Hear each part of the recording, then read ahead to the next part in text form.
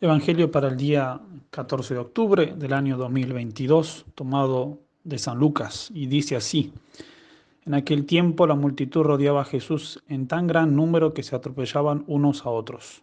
Entonces Jesús les dijo a sus discípulos: Cuídense de la levadura de los fariseos, es decir, de la hipocresía, porque no hay nada oculto que no llegue a descubrirse, ni nada secreto que no llegue a conocerse.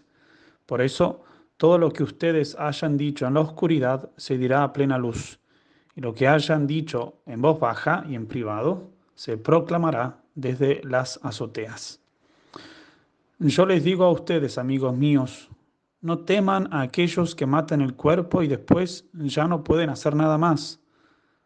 Les voy a decir a quién han de temer. Teman a aquel que después de darles muerte los puede arrojar al lugar de castigo. Se lo repito, a él sí tienen que temerlo. ¿No se venden 5 pajarillos por 2 monedas? Sin embargo, ni de uno solo de ellos se olvida Dios. Y por lo que a ustedes toca, todos los cabellos de su cabeza están contados. No teman, pues, porque ustedes valen mucho más que todos los pajarillos.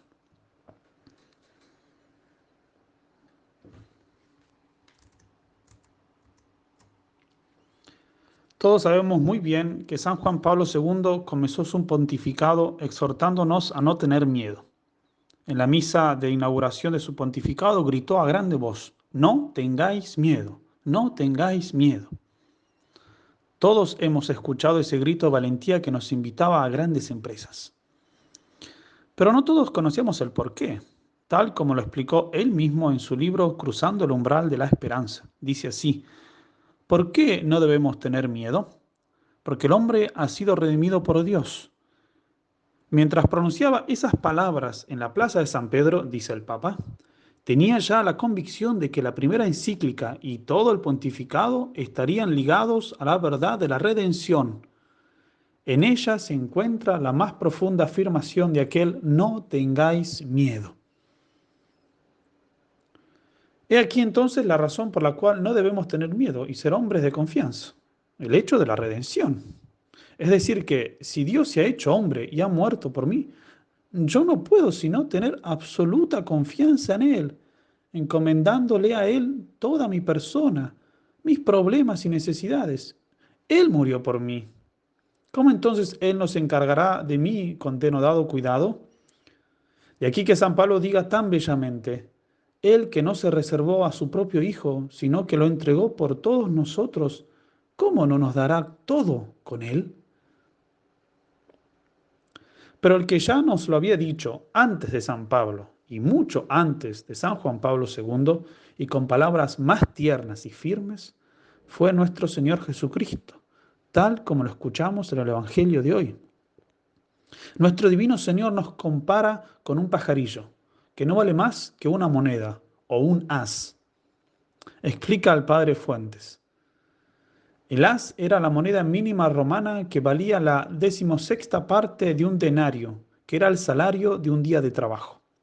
Un as era, pues, lo que se ganaba por media hora de trabajo, si la jornada fuera de 8. Y William Berkeley llama la atención en el hecho de que Mateo en su Evangelio dice: ¿no se venden 2 pajarillos por 1 peseta? Y Lucas dice: ¿no es verdad que se venden 5 pajarillos por 2 pesetas?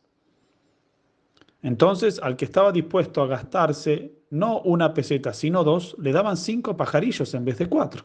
Es decir, que le daban 1 de propina. Pero ni siquiera ese, que no tiene precio delante de los hombres, Dios lo deja olvidado.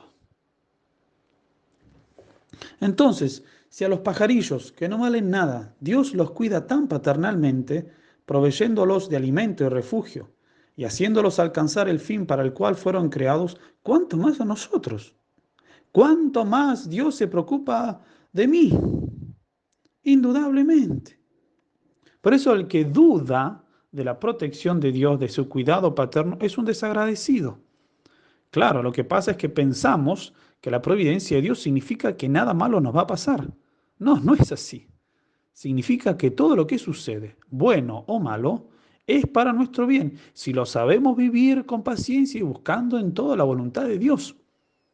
Todos los acontecimientos de nuestra vida entran dentro del plan de Dios. Dios cuida de nuestros cabellos incluso, dice el Evangelio de hoy. ¿Cómo entonces no va a cuidar de mi salud, de mi familia, de mi situación económica y sobre todo de mi progreso en la santidad? Si Dios cada mañana cuenta mis cabellos, ¿cómo no se preocupará de que tenga algo en la mesa para comer y se me den las posibilidades de crecer en la fe y en la caridad?